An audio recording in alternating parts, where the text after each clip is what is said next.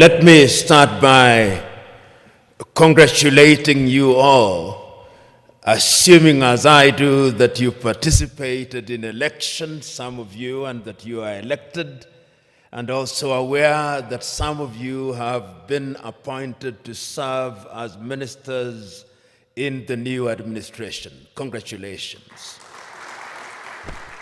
And also permit me to thank the Office of the Prime Minister for inviting me to share my thoughts with you on a subject that I think is very important, not only to the federal government of Ethiopia, but to the people of Ethiopia and by extension, the continent of Africa. My presentation has been summarized in writing and will be available for your reference later. Let me start by saying that the subject of Pan-Africanism is one that remains as important today as it was, in my view, many years ago. Those of you who are familiar with the struggle for Pan-Africanism will remember its story, particularly through the activities of Africans in the diaspora. You'll particularly remember that prior to the much more famous meeting held in 1945 in Manchester in the United Kingdom, Africans in the diaspora, particularly in the Caribbean, in Trinidad and Tobago, in Jamaica, were very particular about having connection with the continent of Africa. You'll remember that they had many meetings, and you'll be familiar with some of the names, such as Sylvester Williams from Trinidad and Tobago, such as Marcus Garvey, and his call for Africans to go back to the mother continent. And you will also remember African Americans such as W.B.E.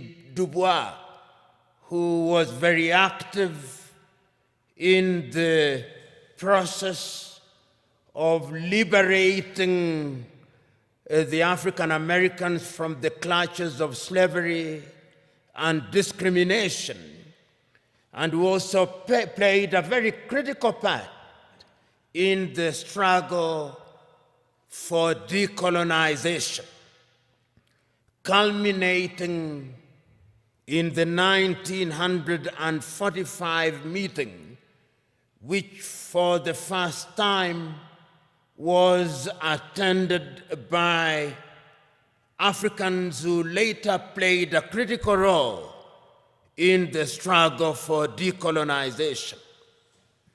Of course, Ethiopia does stand out to the extent that it was never successfully colonized. There was limited occupation, and you are familiar with that history. Therefore, it is not mine to educate you on your own history, but you are familiar with it. But it must concern us, particularly at this time. And I hope during this conversation I'll be able to demonstrate why, in order for us to understand the present, we must understand the past, which will also enable us to have a glimpse on what the future holds. And one of the speeches which is seldom referred to is a speech that was delivered in the year 1906 in the month of April by a South African called Pixley Kaisaka Seme. And it is instructive that Pixley Kaisaka Seme was the first president of the African National Congress when it was founded in 1912. When Pixley Kaisaka Seme delivered that speech as a student at the University of Columbia, his title was The Regeneration of Africa. And what he was talking about at that time was an Africa that had borne the brunt of slavery and was laboring under the pain of colonization. Pixley Kaisaka Seme reminded his audience on that day that when the European powers assembled in Berlin in 1884 through to 1885, they agreed to divide Africa into spheres of influence for purposes of exploitation, so that the Germans had their share. If you remember, the Germans were present in what we now call Namibia.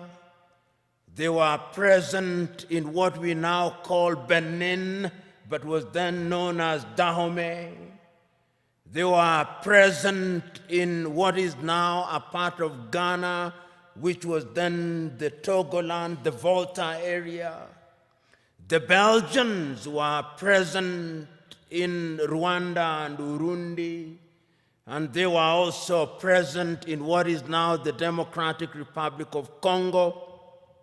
The Italians, to the extent that they could, tried to occupy Ethiopia and Eritrea and were present in a portion of Somalia. The British were present, of course, in Uganda, in Kenya, in Nyasaland, in Rhodesia, and in Nigeria, and in many other places. The French, of course, were also present. And all these powers, even the Spaniards, were present in Equatorial Guinea, as were the Portuguese. And the whole idea was to use the resources, both natural and human, of the African continent, so that the partition of Africa was one that was designed to benefit the European powers. The partition was arbitrary. If you look at the nation states that we now have, or is it states that we now have, with many nations in them, every other African country that we are talking about now is struggling to be a state. All of them, without exception, all of them. And this is what Pixley Kaisaka Seme was saying. How will we regenerate this continent?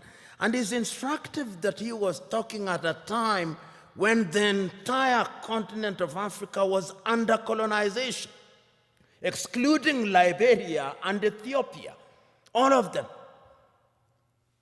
And therefore, when in 1945, Africans were represented in Manchester, Kwame Nkrumah was present at that meeting, Marcus Garvey was present at that meeting, Jomo Kenyatta was present at that meeting, Obafemi Awolowo was present at that meeting. The drive was to decolonize Africa. And one of the things that amazes me is that at that time, these individuals did not have the internet, they did not have WhatsApp, they did not have the kind of communication that we have now. But it is amazing at how they were communicating. Even air transport was not as it is now.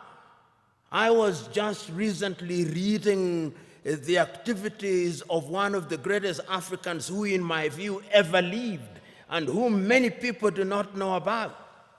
The great Ghanaian James Emmons Kwegyir Agri, normally referred to as Agri of Africa, and how he traveled from the United States and went to many countries in Africa, traveling by sea and talking about why Africa should be united. And that was Pan-Africanism, the Pan-African spirit at that time.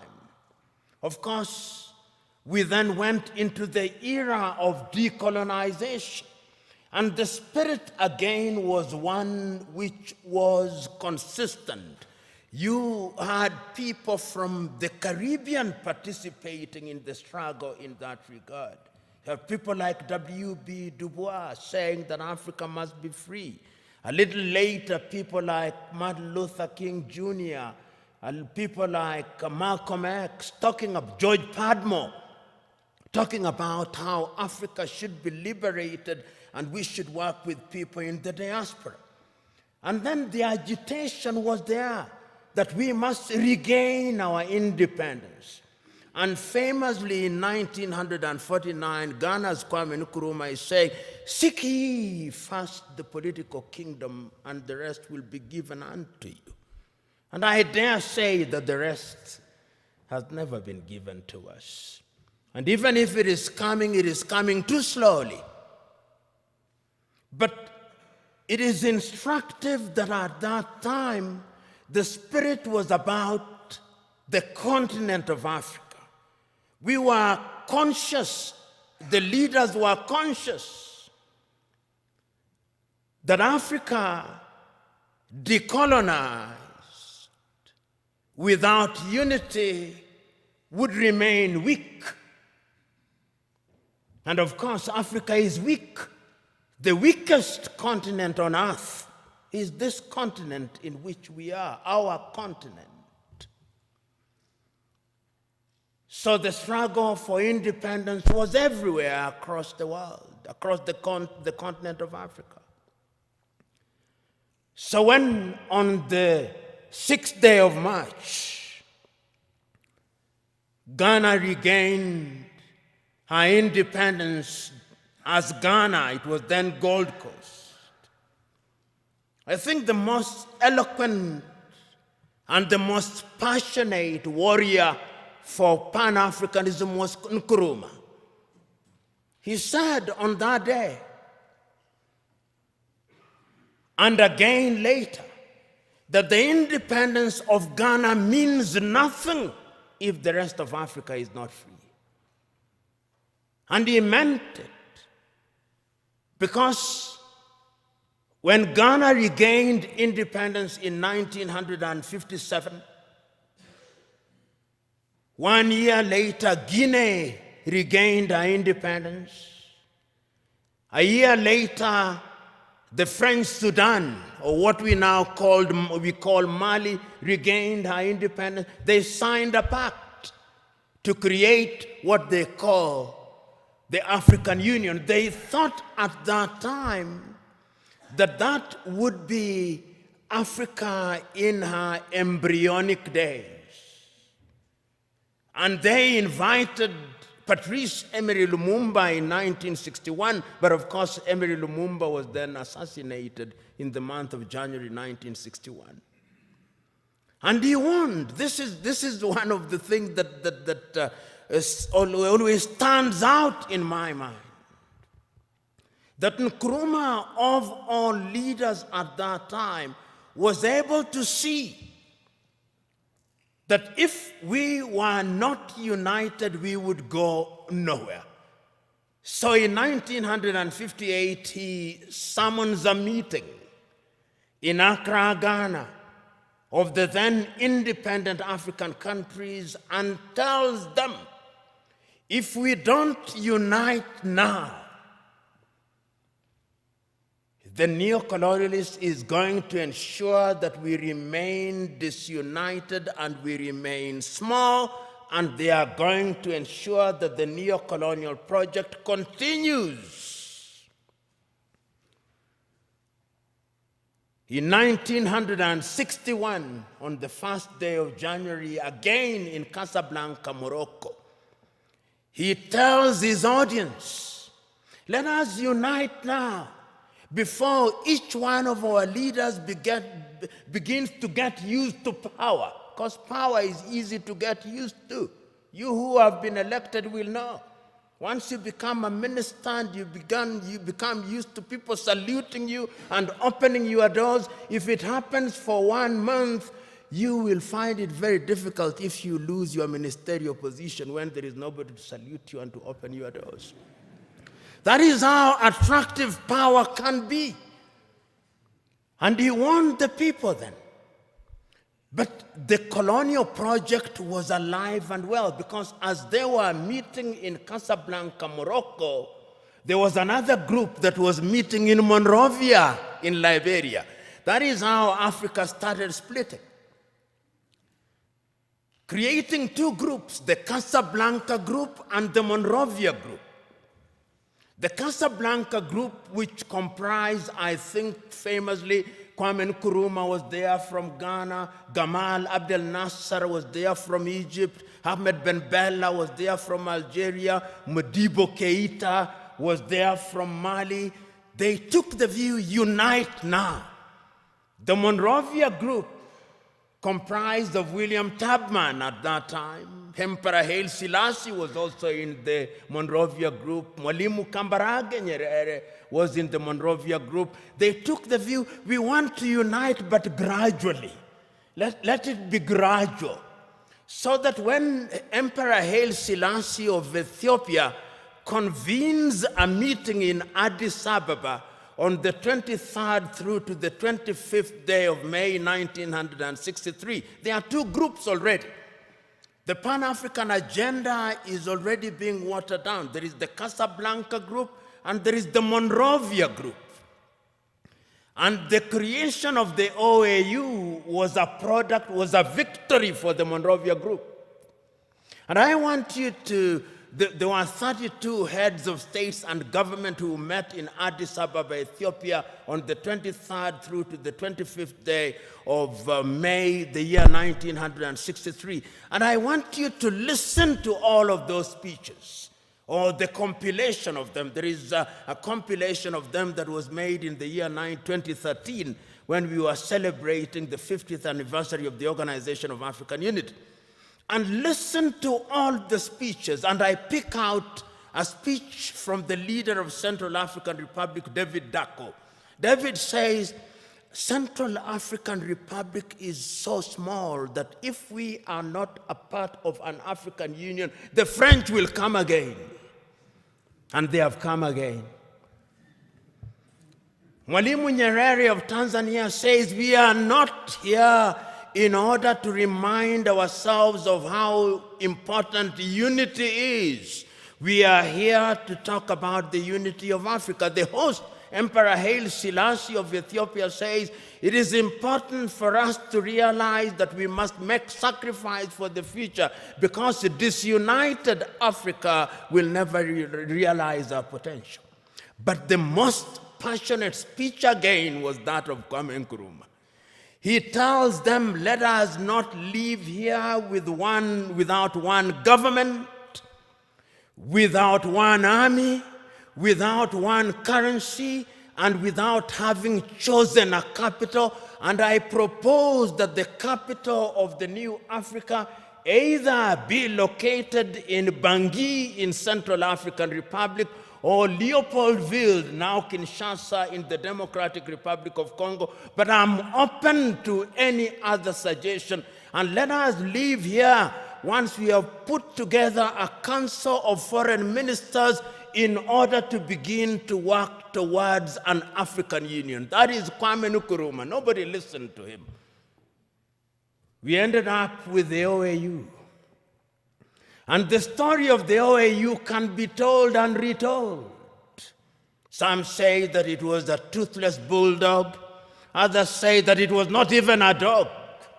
But whatever it was, it cannot be denied that it made a contribution to the process of decolonization of the continent in many ways, complete with the establishment of the liberation unit of it, which was headquartered in Dar es Salaam in the United Republic of Tanzania, which was spearheaded the decolonization of quite a number of countries at that time. But the point that I'm making is that the Pan-African spirit at that time was about a united Africa. Because you will remember at that time that France never wanted to leave and has never left. It is always instructive that when the French left, they formed an organization called Organization for French-Speaking Countries. The British also created their own Commonwealth of independent nations. But what is instructive is that the Queen is always the head of those independent nations. I've never understood that. Perhaps the presidents do. The Portuguese, of course, you know, never left easily. Until 1980, when I was an adult, they were still fighting in Mozambique, in Cape Verde, in Guinea-Bissau, in Angola, and in Mozambique. The apartheid regime, of course, only left in 1994, and I wonder whether they have left. That is Africa for you. So that the fears of Kwame Nkrumah that if we were not united, we would have problems started haunting us. He said that if we are not united in the Pan-African spirit, what is going to happen is that the imperialists is going to control us. They are going to emphasize our ethnic differences. And they are going to ensure that we begin fighting amongst one another. And as we do so, they are going to exploit us. And they started. In January 1961, they assassinated Patrice Emery Lumumba, and Congo has never been the same again. In 1963, they assassinated Sylvanus Olympio in Togo, and Togo has never been the same again. Then there were coups d'etats. Kwame Nkrumah himself, in 1966, eliminated via coup d'etat, all his writings, all his speeches banned, never to be read, never to be listened to until 1972, when Ignatius Kutu Acheampong rehabilitated him. Ahmed Ben Bella in Algeria, gone. In Nigeria, Nnamdi Azikiwe and Abubakar Tafawa Balewa, gone. In Mali, Modibo Keita, gone. In Chad, everywhere, coup d'etats. Here in Ethiopia, 1974, if I'm not wrong, coup d'etat and the emergence of the Deg regime. In East Africa, Uganda, coup d'etat, mutinies in Kenya, Uganda, Tanzania in 1971. All orchestrated because we were disunited and we were weak. The predictions of our forefathers and founding mothers that disunited we would remain weak came true. That is the history of it. So that today, when we talk about the African continent and we talk about Pan-Africanism, we must understand it in the context of that history. And you will remember that it is not as if Africa never realized or never recognized that our weakness would be in our disunity. We did. We did. Because regionally we were trying to integrate. We were in the East African community, we were creating the East African community. In South Africa, we were creating SADC. In West Africa, we were creating ECOWAS. In Central Africa, we were creating the Organization of Central African Communities. In the North, we were creating the Maghreb. Even in this region, we were converting IGAD into something in the nature of an economic community. We were creating COMESA. We were aware that Africa could only operate and operate meaningfully if we were integrated. We are not trading with one another. Intra-African trade is not anything beyond 15%, the lowest anywhere in the world. If you look at all our sectors and look at them, look at our agriculture, almost all African countries are net food importers. There is not a single African country that is in meaningful technology. Not a single African country produces a mobile phone. Yet the single most important ingredient in mobile telephony is to be found in the Democratic Republic of Congo. Not a single African country produces a car other than assembling completely knocked down kits. There is no meaningful production of pharmaceutical products in Africa.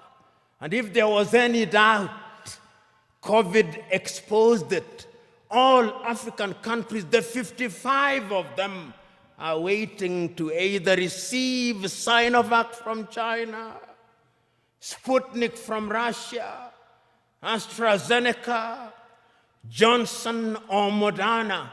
And we don't even know what they are because our bureaus of standardization don't know. If you ask the Ethiopian Bureau of Standards what they are asking us to be injected with, they do not know. They just believe it is a vaccine because the Americans have said so or because the Chinese have said so. Africa is weak.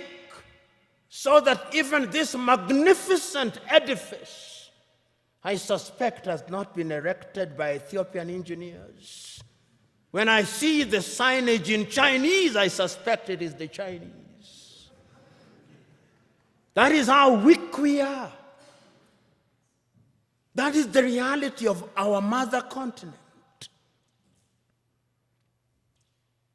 It is because we are politically weak, we are economically weak, socially we are disorganized, culturally and spiritually we are confused. That is the continent in which we are today. And the question, therefore, what would we do continentally in terms of trade? In 1980, under the Lagos Plan of Action, and some of you have been ambassadors, some of you, you are now serving cabinet ministers, you will grapple with this on a daily basis. Under the Lagos Plan of Action, Africa sat down in Lagos and said, we are going to improve trade amongst ourselves. 1980, Lagos Plan of Action. Did we do it? No, we did not do it. We did not do it because the European Union was instead engaging us under the African Caribbean, the Lomé Convention of 1975, or the Cotonou Convention of 2000. Africa remains the only continent which is described as Anglophone. So in Kenya or Uganda, where possibly only 20% speak the English language, we are Anglophone. In French, former French colonies, they are Francophone. In former Portuguese colonies, they are Lusophone. In some Arab countries, they are Arabophone. That is who we are. So, when the OAU met in 2013, they asked the question, what happened to the Pan-African spirit? And when, therefore, they met in Sirte, in Libya, under the tutelage at that time of Muammar al-Gaddafi, it was resolved in 1999 that the OAU be renamed and be referred to as the African Union, and it was launched, as you know, in Durban, South Africa in the year 2000.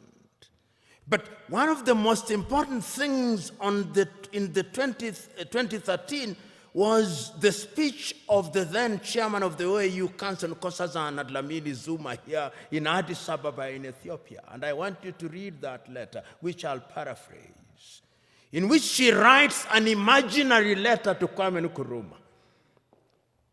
He tells and apologizes to Kwame, telling Kwame, we apologize to you because we did not listen to you.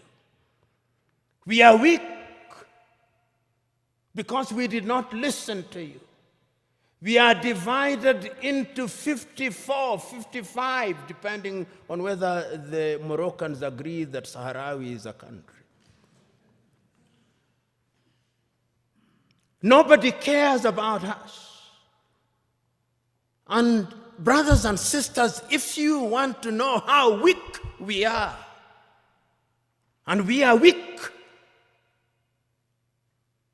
look at how we are treated. Last month,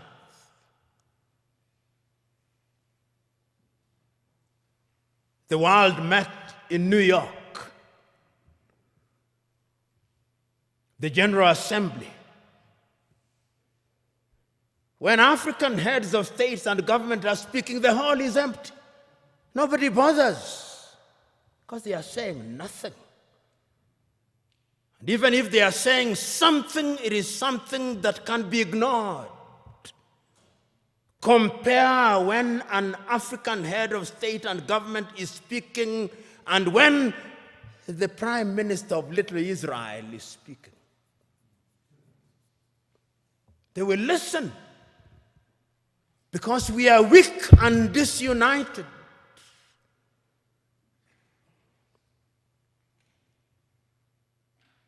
So we have a weak continent because the spirit of Pan-Africanism disappeared.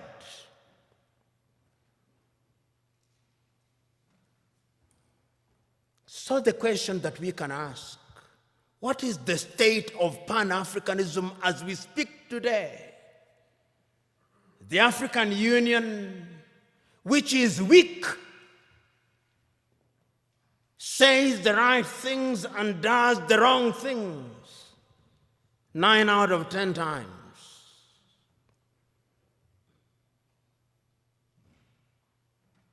And what are the critical areas in which we are weak? We are weak politically because nobody listens to us. On the 3rd day of March, 1900, on the 6th day of March, 1997,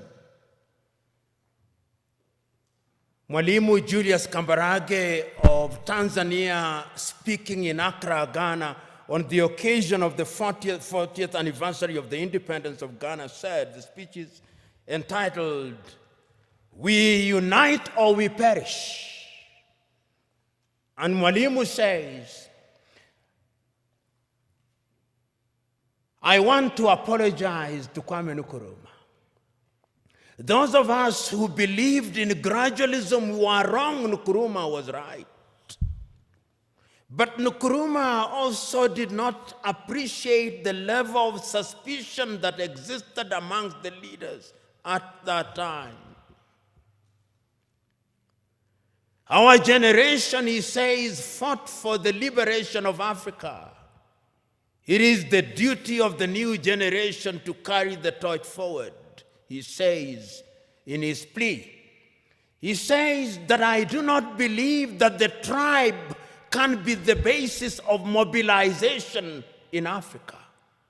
And he said that as I travel along across the world, people do not care about our Tanzanianness or our Ghanaianness or our Kenyanness or our Ethiopianness. In their eyes, we are all Africans. And perhaps that is what we should use as the building block in order to talk about African unity. But we are not being naive about that unity. Because sometimes when we talk about Pan-Africanism and about African unity, people think we are being too simplistic about it. No, it is not being simplistic and being naive. It is recognizing that as long as we remain the way we are, then Africa in the next 25 years will be recolonized. You know, what is the state of Africa as I speak now? What is the state of your continent as we speak now? Because of our disunity. Because when we are disunited, then it is good for Europe and America. Look at the state of your continent as I speak. Conflicts of one kind or another. I'll name the countries just for you to know how bad it is, because that is how it is. Go to northern Mozambique. The gas that is there cannot be produced because there is conflict. Northern Mozambique. Go to Somalia. Conflict. Here in your motherland, conflict. Go to South Sudan, conflict. Go to Sudan, conflict. Go to Libya, conflict. Go to Central African Republic, conflict. Go to the Democratic Republic of Congo, conflict. Go to Burkina Faso, conflict. Go to Mali, conflict. Go to Chad, conflict. Go to Niger, conflict. Go to Cameroon, conflict. Go to Nigeria, conflict. Do I go on? That is the state of the continent. So that even when we talk about intercontinental trade, you tell me, can you drive from Addis Ababa to Dakar in Senegal?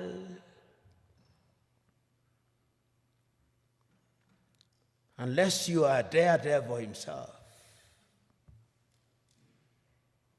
Which group will not kidnap or ambush you?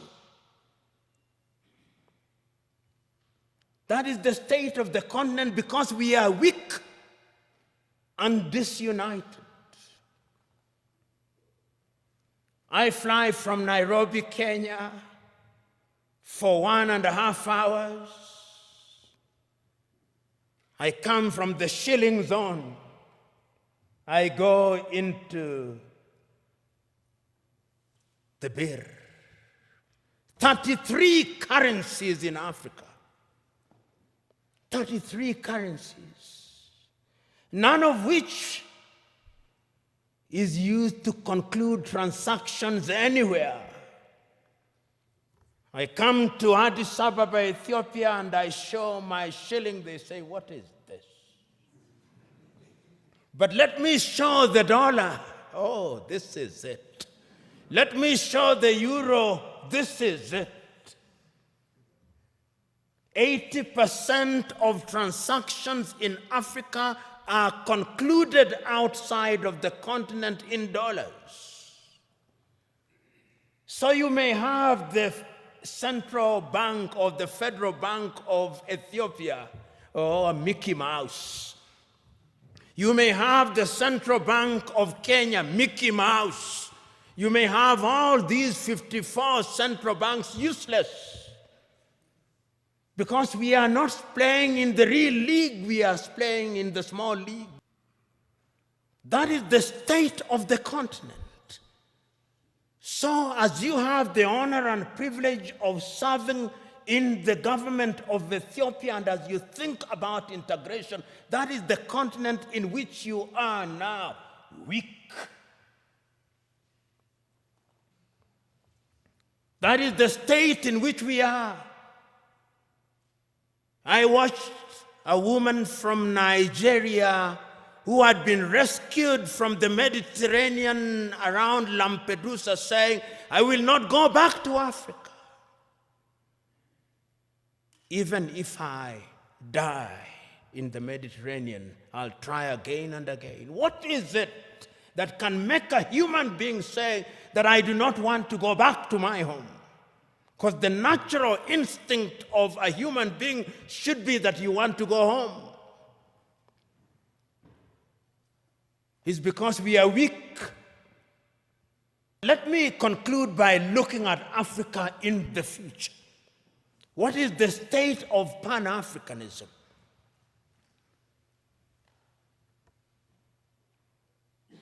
Africa finds herself in a very difficult situation. What Nkrumah feared. Today, many African leaders have gotten used to the trappings of power. And those who speak about power, right? Power corrupts, and absolute power corrupts absolutely. I remember in 1997, I think, I may be wrong about the year, 1995, I think, I was serving as an intern at the Mwalimu Julius Nyerere Foundation in Dar es Salaam. And I had the privilege and honor of driving with Mwalimu Nyerere in Dar es Salaam. And he had only one guard and a driver. And he stopped at the few traffic lights and only moved when the traffic lights moved. And I asked him, Mwalimu, how did you leave power? He said, when I said I wanted to leave office, there was no shortage of people telling me, don't leave us as orphans. It is very rare to find those in positions of leadership in Africa today who would willingly leave office. Power in Africa is now sought by hook and crook and retained by hook and crook. Because the trappings of power are good. And permit me, when I am gone, even if I irritate you, in fact, perhaps my intention is to irritate you, so that you reflect upon what I'm going to say. And this is a personal thing. I'll give you an example. When I was appointed as the director of the Anti-Corruption Commission, I drove in the morning in my car with my driver. In the evening when I was leaving, there were 3 cars. Mine, what was allocated to me, and another one in front, and another one behind me, and 12 individuals. And I asked, who are these fellows? He said, these are your security. I said, I don't need my security. I don't need 2 cars, I only need 1 car. Because this thing you call security, this is spectacle. And throughout the period that I served, I had only 1 security and 1 car. And I say this because it is in the nature of power to make you use the things that you don't need. And once you get used to them, then without them, you feel empty and lonely.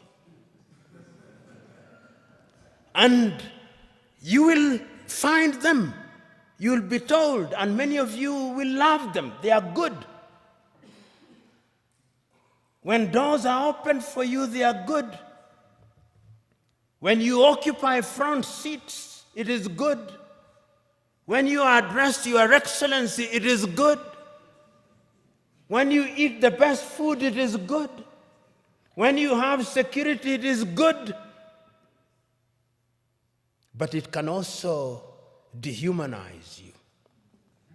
It can also monsterize you.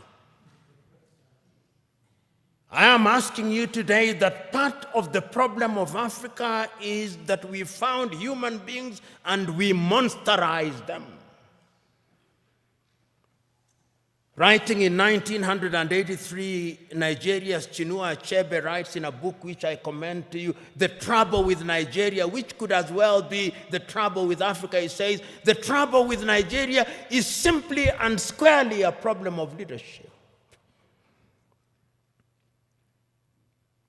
As we look at Africa today, I hope that this administration, which has now committed itself to the Pan-African movement, will think in that direction. And this brings me to what I think should be contemporary Pan-Africanism. If you look at the Treaty of the East African Community, the Treaty of the East African Community says that there shall first be a common market, then a common currency, and political federation, which ought to have happened in the year 2010. East Africa Community should have had its first president in 2010. That is now 21 years, 10 years later, there is no such thing. In ECOWAS, it ought to have been the same. In SADC, it ought to have been the same. I hope that with your population of 120 million, because Ethiopia is an economic powerhouse potentially.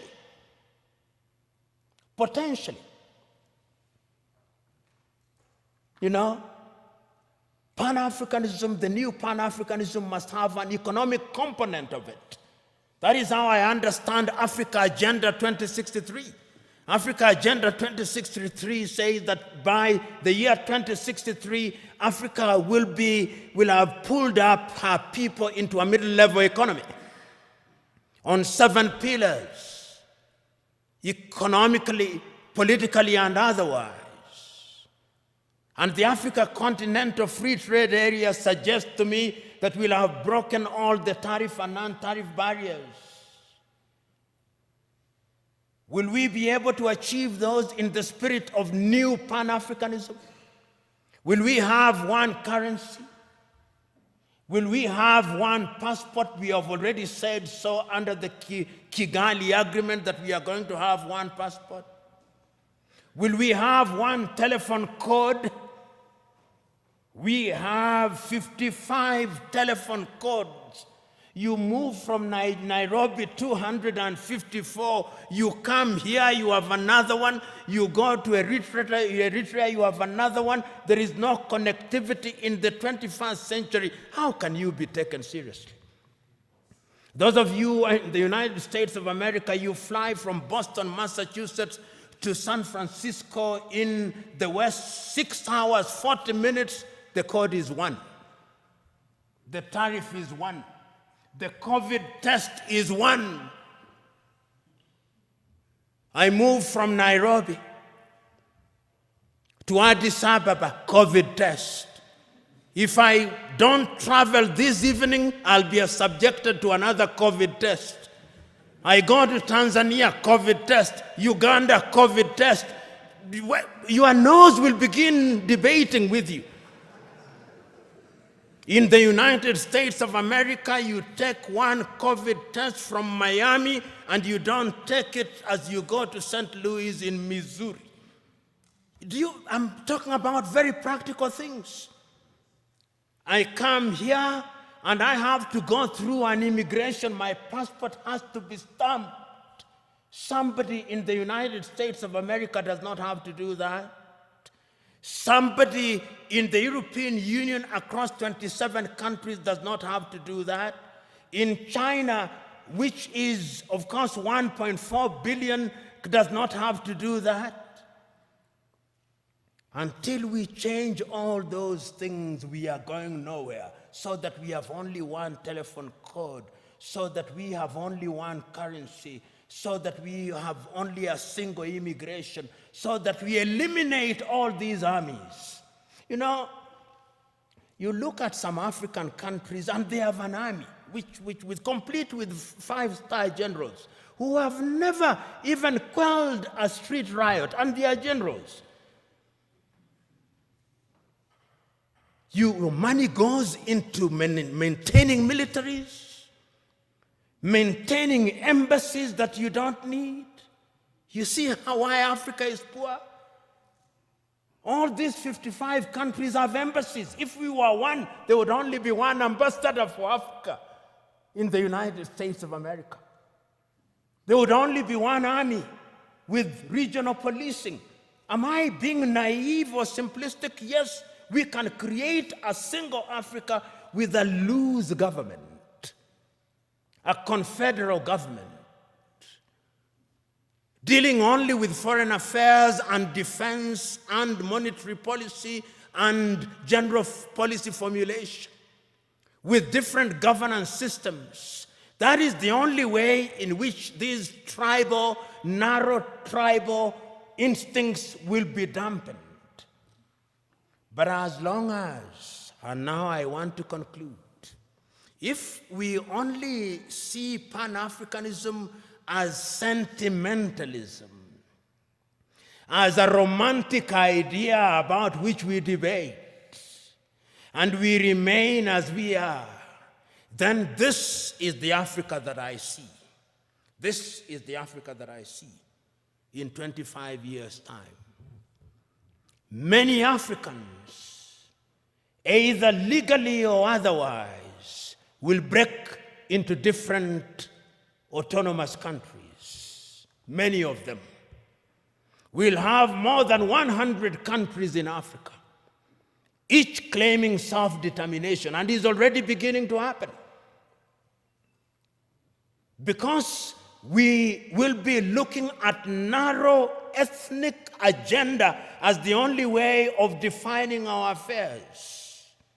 Ethiopia will break down, Kenya will break down, Nigeria will break down, South Africa will break down. And look at South Africa. Only last week, the whites in Western Cape in South Africa have delivered a petition to the government in Pretoria saying they want to create their own country. The Democratic Republic of Congo will break down, Libya will break down. The only way in which we can immunize ourselves against all those things is to create a Pan-African nation which allows for self-determination within the nation. And we must redefine terms such as self-determination. Self-determination must mean the ability of a people within a bigger unit to enjoy their culture, to enjoy their tradition, to speak their language. They do it on a smaller scale in Switzerland, those of you who are familiar with Switzerland. And we de-emphasize the presidency, we de-emphasize the prime minister's office. Pixley Kaisa Kaseme said, and I conclude with him, Africa is diverse. Some people say that because of our diversity, she cannot unite. She can. Because unity in diversity is possible if we understand what human beings need. In the nature of things, human beings need security. In the nature of things, human beings need food. Human beings need medical services. They need infrastructure. If you have a government that allows that, he said, then it reminds me of the piano. If you press the black button of the piano, it produces some sound. If you press the white one, it produces some sound. But if you press both the black and the white, it produces melodious music. And I think that the new Pan-Africanism must look to that. And you who have the honor and privilege of thinking and working in government, it is your duty to start that journey. It is not going to be easy, but it is an intergenerational journey. Play your part, for it can be done, and it must be done.